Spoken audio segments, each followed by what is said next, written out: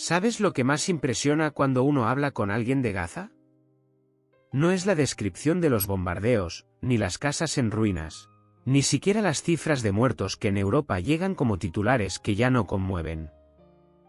Lo que impresiona es la manera en que cuentan lo cotidiano. Un niño que no puede dormir porque teme que el techo se desplome sobre su cama. Una madre que envuelve a sus hijos en mantas húmedas para que no sufran el calor insoportable tras la caída de la electricidad. Un anciano que recuerda su campo de olivos y se aferra a la memoria como si fuera el único patrimonio que le queda. Gaza es víctima porque lo más elemental de la vida, dormir en paz, beber agua limpia, escuchar el silencio de la noche, se ha convertido en un privilegio del que sus habitantes han sido despojados. En España solemos hablar de guerra como si fuese un asunto lejano, como si se tratase de un tablero de ajedrez en el que los analistas mueven fichas y comparan estrategias. Pero cuando uno se acerca al relato de Gaza, comprende que no se trata de geopolítica, sino de dignidad. Lo que está en juego no es solo la soberanía de un territorio, sino la posibilidad de que un niño aprenda a leer sin que el eco de una explosión le interrumpa la clase. La posibilidad de que una familia cene junta sin mirar hacia el cielo como si allí estuviera escrito su destino. Gaza no es un ejército poderoso, no es un actor que dicta las reglas. Es un espacio reducido donde la vida se ha vuelto una batalla contra lo inevitable. Hace un tiempo escuché la historia de Rania, una joven profesora de primaria que cada día recorría varios kilómetros para llegar a su escuela, aun sabiendo que las carreteras podían ser cortadas de un momento a otro. Ella decía a sus alumnos, aunque nos falte luz, aunque falte todo, la palabra nunca nos la podrán arrebatar. Imagina el contraste, mientras en Madrid discutimos sobre el precio del café o sobre los atascos. Allí una maestra considera un triunfo poder abrir un libro. No se trata de romantizar el sufrimiento, sino de entender que Gaza, en su fragilidad, en su vulnerabilidad, representa el rostro más puro de la resistencia humana, esa que no busca conquistar nada, sino simplemente conservar un mínimo de futuro. Cuando escuchamos hablar de Israel y Gaza, las narraciones dominantes tienden a equiparar responsabilidades, como si hubiera simetría en la fuerza y en la capacidad de decisión. Pero la realidad es que Gaza no controla su espacio aéreo, ni sus fronteras, ni su acceso al mar, ni la energía que consume. Es un territorio cercado en el que la población se convierte en rehén de una violencia que no ha elegido. Alguien dirá que hay razones históricas, políticas, religiosas, pero ninguna razón puede justificar que un niño crezca creyendo que su vida vale menos que la de otros. Y esa es la herida más profunda, la sensación de que el mundo observa, que el mundo comenta, pero que al final deja que Gaza sangra en silencio. España, con nuestra historia de guerras civiles, de dictaduras y de luchas por la libertad, debería entenderlo mejor que nadie. Sabemos lo que significa que te arrebaten la voz, que conviertan a la gente común en cifras frías de un parte de guerra. Por eso, cuando hablamos de Gaza, no estamos hablando de política internacional en abstracto. Estamos hablando de humanidad. Proteger Gaza no es tomar partido por un bando armado, sino por la idea misma de que la vida, en cualquier rincón del planeta, merece ser defendida con la misma intensidad. En la voz de los gazatíes hay un clamor que no pide venganza, pide tregua, pide que el mundo reconozca que no hay mayor injusticia que condenar a un pueblo entero a vivir sin horizonte. Y ahí radica la cuestión esencial. Gaza debe ser protegida porque su sufrimiento desnuda nuestra propia indiferencia, porque en su fragilidad se refleja el fracaso de todos aquellos que creemos en los derechos humanos, porque su dolor nos obliga a preguntarnos hasta dónde estamos dispuestos a tolerar que el miedo y la desesperanza sean la normalidad de miles de vidas. Lo que viene después en esta historia no es fácil de contar, porque no se trata de héroes ni de victorias, sino de supervivencia y de una dignidad que se sostiene sobre ruinas. Pero antes de seguir, quiero dejar una pregunta en el aire, una pregunta que cada oyente debe responder en silencio. Si mañana tu ciudad quedara encerrada, sin salida, sin agua, sin luz, ¿no esperarías que alguien, en algún lugar del mundo, dijera con firmeza que tu vida merece ser protegida? La historia que voy a contarte no empieza en un campo de batalla, sino en una panadería. Ahmad, panadero de la ciudad de Gaza, abre su negocio cada madrugada, aunque sabe que muchas veces no tendrá harina suficiente ni gas para encender los hornos. Sus vecinos hacen cola desde antes de que amanezca porque el pan, en medio de la destrucción, es el símbolo más claro de que la vida todavía se empeña en continuar. Una mujer le dijo un día: cuando huelo el pan, siento que mi casa no ha desaparecido del todo. Esa frase me acompañó durante semanas, porque revela lo que significa vivir en un lugar donde lo esencial se convierte en un acto de resistencia. En España solemos creer que resistir es aguantar un trabajo precario, una hipoteca imposible o un gobierno que no nos convence. Pero en Gaza, resistir significa encender un horno sin saber si habrá electricidad durante la próxima hora. Significa caminar hasta una escuela que podría ser derrumbada en cualquier instante. Significa mantener la dignidad cuando el mundo parece haber olvidado que existes. Gaza es víctima porque en ella no hay proporcionalidad. No hay equilibrio entre lo que se le arrebata y lo que se le permite. La balanza siempre cae del lado del sufrimiento, y lo increíble es que, pese a todo, la gente sigue amando. Sigue casándose, sigue teniendo hijos, como si con cada nacimiento desafiaran a quienes quisieran borrar su futuro. Cuando hablé con un médico de allí, me contó que en los hospitales trabajan a oscuras con linternas de teléfonos móviles, que muchas veces no hay medicinas básicas y que la sangre que se necesita para las operaciones se obtiene gracias a familiares que se presentan de manera espontánea a donar. Ese hombre no me habló de política, ni de religión, ni de territorios, me habló de pacientes con nombres y edades. Me habló de un niño de 8 años que no dejaba de preguntar por su perro después de perder a toda su familia en un ataque. En esas historias uno comprende que Gaza debe ser protegida no solo porque está indefensa, sino porque en medio de la tragedia conserva la capacidad de mirar al otro como ser humano. La pregunta que a menudo nos hacemos en Europa es incómoda: ¿por qué deberíamos preocuparnos? ¿Qué tiene que ver con nosotros un conflicto que ocurre a miles de kilómetros? La respuesta está en la manera en que nos definimos como sociedades. Si aceptamos que Gaza quede abandonada, estamos aceptando también que la vida tiene un valor relativo, que hay quienes merecen ser defendidos y quienes no. Esa es una grieta que tarde o temprano nos alcanza, porque cuando se justifica la violencia sobre inocentes en un lugar del mundo, se legitima la indiferencia en cualquier otro. Gaza es, en este sentido, un espejo, refleja nuestra capacidad de solidaridad o de apatía.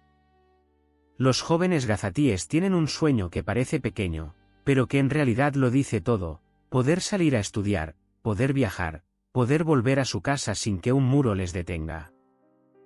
Algunos consiguen becas en universidades extranjeras, pero a menudo se les impide salir por los controles fronterizos. Imagínate invertir años en estudiar, obtener una oportunidad que podría cambiar tu vida y que te digan que no puedes cruzar la frontera, no porque hayas hecho algo malo, sino porque has nacido en el lugar equivocado. Esa es la condena silenciosa de Gaza, ser prisionera de un destino que otros dictan. Cuando Ahmad reparte el pan, cuando la maestra Rania abre un libro, cuando el médico enciende su linterna para no dejar morir a un paciente, todos ellos están lanzando un mensaje al mundo: no queremos ser héroes, queremos ser personas normales. Gaza debe ser protegida porque en su sufrimiento no hay aspiraciones de conquista, hay un grito desesperado por la normalidad, esa normalidad que en otros lugares damos por descontada. Y protegerla no significa necesariamente enviar soldados ni levantar nuevos muros. Significa garantizar que la comunidad internacional no cierre los ojos, que se ejerza presión para que se respeten los derechos básicos, que no se permita que la desesperanza se convierta en norma. Termino esta parte con una imagen que quizá ayude a comprenderlo. En una calle de Gaza, un niño pintó en un muro roto un sol enorme de color amarillo. Cuando alguien le preguntó por qué lo hacía, respondió: para que la gente recuerde que todavía puede salir el sol aquí. Ese sol pintado con manos pequeñas es la mejor explicación de por qué Gaza debe ser protegida, porque incluso en las ruinas sigue habiendo un deseo de luz. Hay un detalle de Gaza que pocas veces aparece en los informativos: el silencio que queda después de una explosión. No es un silencio cualquiera, es una pausa en la que nadie sabe si llorar, gritar o correr. Ese instante resume la fragilidad de toda una población que no tiene refugio seguro, porque los refugios también son alcanzados, que no tiene fronteras abiertas, porque los pasos están controlados, que no tiene más salida que resistir dentro de un territorio reducido. Gaza es víctima porque vive atrapada en ese silencio, un silencio que no es paz, sino miedo suspendido en el aire. En uno de esos silencios, después de un bombardeo, conocí el relato de Samir, un joven de 17 años que había perdido a su hermano menor. Me dijo algo que todavía me cuesta repetir sin sentir un nudo en la garganta: no me duele solo que lo hayan matado, me duele que el mundo no lo recuerde, que se convierta en una cifra más. Y ahí está la otra tragedia de Gaza, la deshumanización. Cuando los muertos se cuentan como estadísticas y no como vidas, cuando las historias personales se diluyen en informes, se borra la esencia de lo que significa ser humano. Gaza necesita ser protegida precisamente para que su gente no desaparezca bajo el peso de números y titulares. Alguien podría pensar que exagero, pero basta con ver cómo se organizan las familias después de cada ataque. Las madres revisan una y otra vez las mochilas de los hijos, no para comprobar si llevan los deberes, sino para asegurarse de que hay una foto, un documento, algo que permita identificarlos si nunca regresan. Esa costumbre, que en cualquier otra parte del mundo sería impensable, se ha convertido allí en parte de la rutina. Y entonces uno comprende que no hablamos de ideología ni de religión, hablamos de supervivencia en su forma más desnuda. En España solemos creer que el dolor ajeno se mide por la cercanía, que cuanto más lejos ocurre, menos nos toca. Pero Gaza contradice esa lógica, porque su sufrimiento resuena en nuestros debates, en nuestras plazas, en nuestras universidades, aunque lo neguemos. Muchos jóvenes españoles, al ver las imágenes de Gaza, sienten que el discurso de los derechos humanos pierde credibilidad si no se aplica allí con la misma fuerza con la que se proclama en Bruselas o en Nueva York. Gaza es, de alguna manera, una prueba de coherencia. ¿Realmente creemos en la igualdad de todos, o solo cuando nos conviene? Conocí también la historia de Aisha, una mujer que perdió su casa y aún así insistía en seguir reuniendo a los vecinos en lo que quedaba de su jardín, para tomar té. Ella decía: si dejamos de encontrarnos, ellos habrán ganado, porque nos habrán robado incluso la capacidad de estar juntos. Esa frase me hizo pensar en nuestras propias costumbres españolas, en la sobremesa, en los encuentros familiares, en las conversaciones que parecen banales pero que sostienen la vida social. Aisha defiende lo mismo en un contexto infinitamente más duro, la idea de comunidad, de que nadie se salve solo. Y aquí surge una cuestión difícil, casi incómoda: ¿qué significa proteger Gaza? Algunos dirán que se trata de enviar ayuda humanitaria, otros que de exigir un alto el fuego, otros incluso que de intervenir políticamente para forzar negociaciones. Pero en el fondo proteger Gaza empieza por algo mucho más sencillo: no aceptar la indiferencia. Cada vez que un gobierno, un medio o un ciudadano justifica la muerte de inocentes con frases como «es el precio de la guerra» o «son daños colaterales», se legitima que la tragedia continúe. Gaza no necesita compasión pasajera, necesita un compromiso firme para que su gente deje de vivir en el borde de la desaparición. Proteger Gaza no significa negar el dolor de otros, significa reconocer que hay una desproporción brutal, que hay un pueblo entero cuya vida está hipotecada por un conflicto que no controla.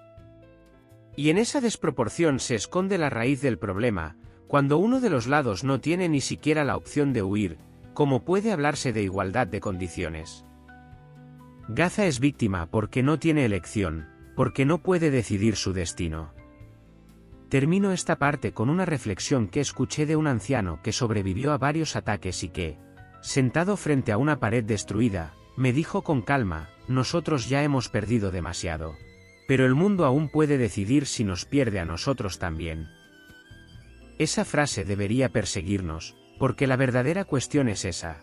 ¿Vamos a permitir que Gaza desaparezca del mapa humano, que se convierta en un recuerdo doloroso y nada más? En Gaza la vida no se mide en años, sino en interrupciones. Interrupciones de luz, de agua, de sueño, de estudios, de trabajo. Cada proyecto personal se convierte en una carrera contra el tiempo, porque nadie sabe cuánto durará la calma.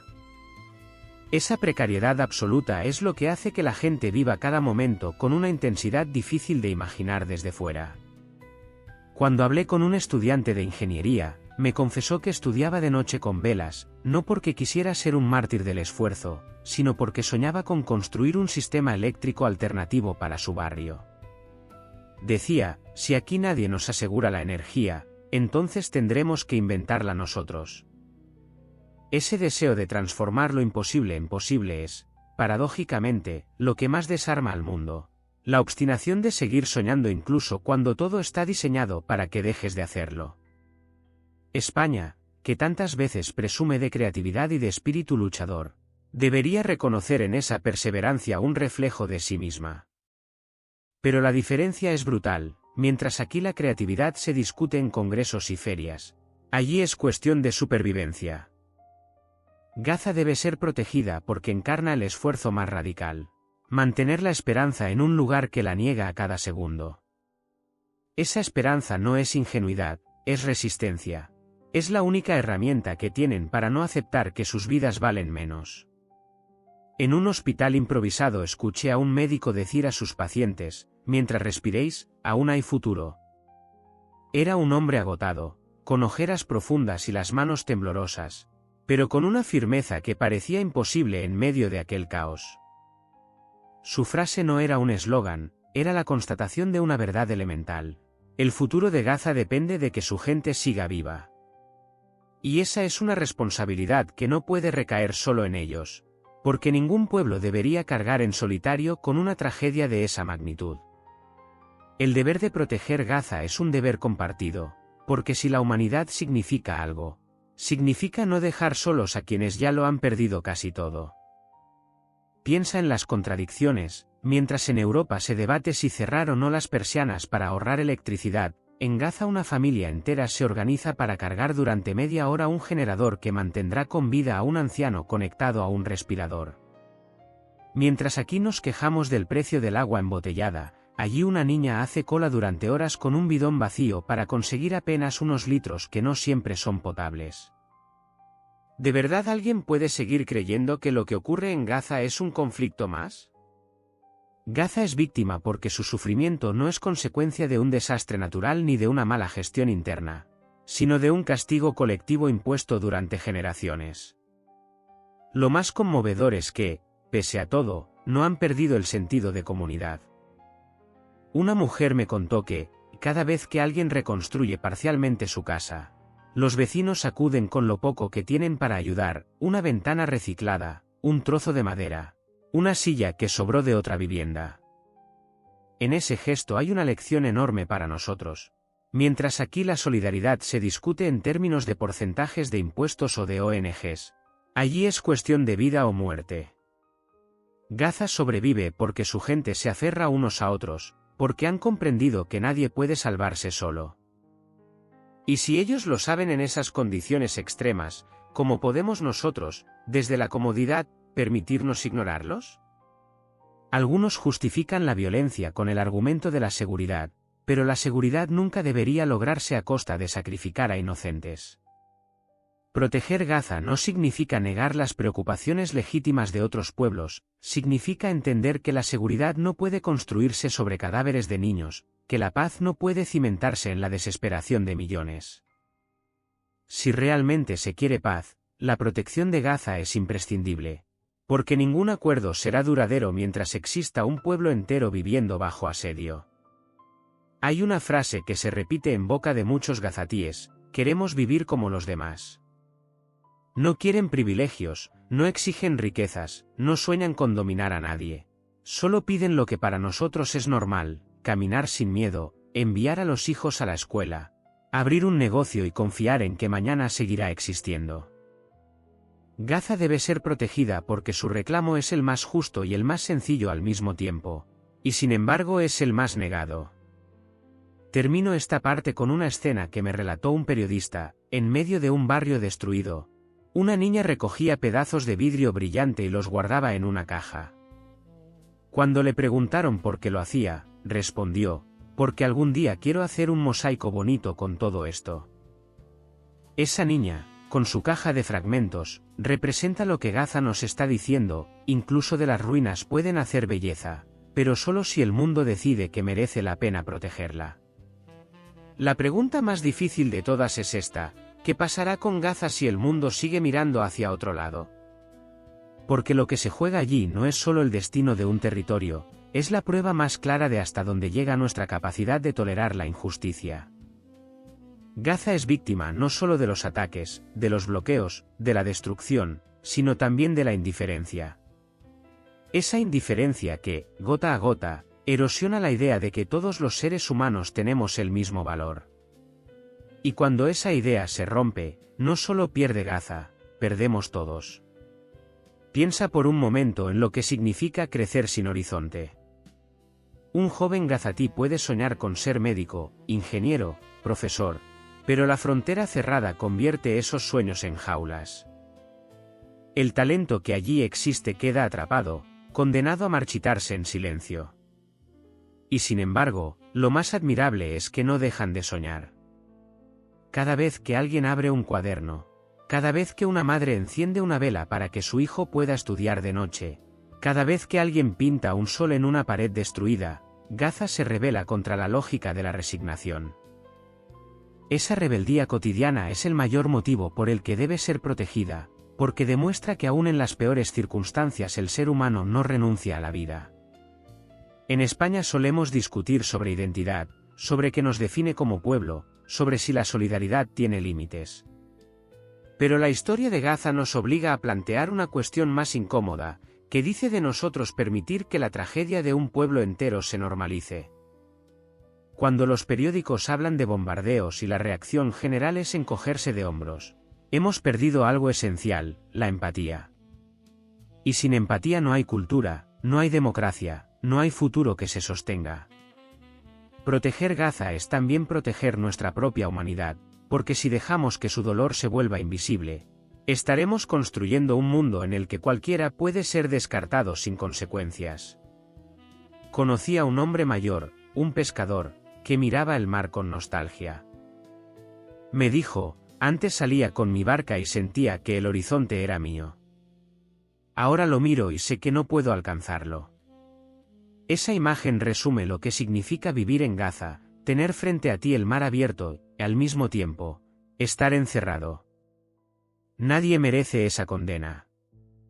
Por eso Gaza debe ser protegida, porque es el símbolo de lo intolerable, de lo que nunca debería ocurrir en el siglo XXI, y sin embargo, ocurre cada día.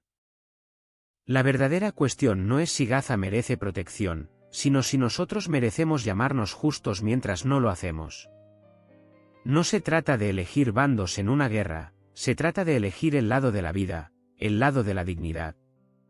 Y ese dilema es profundamente moral: ¿estamos dispuestos a aceptar que un pueblo entero viva como prisionero, o tenemos el valor de decir que no, que ninguna causa, por legítima que se proclame, puede justificar el sufrimiento sistemático de inocentes? Termino esta historia con un silencio, pero no el silencio del miedo tras una explosión, sino el silencio que invita a pensar. Imagina a un niño en Gaza que esta noche intentará dormir con el sonido de drones sobre su cabeza. Imagina que ese niño se despierta mañana y todavía tiene la capacidad de sonreír. Esa sonrisa, frágil pero obstinada, es la razón última por la que Gaza debe ser protegida. Porque si permitimos que esa sonrisa desaparezca, entonces no será Gaza la que haya perdido, habremos perdido nosotros.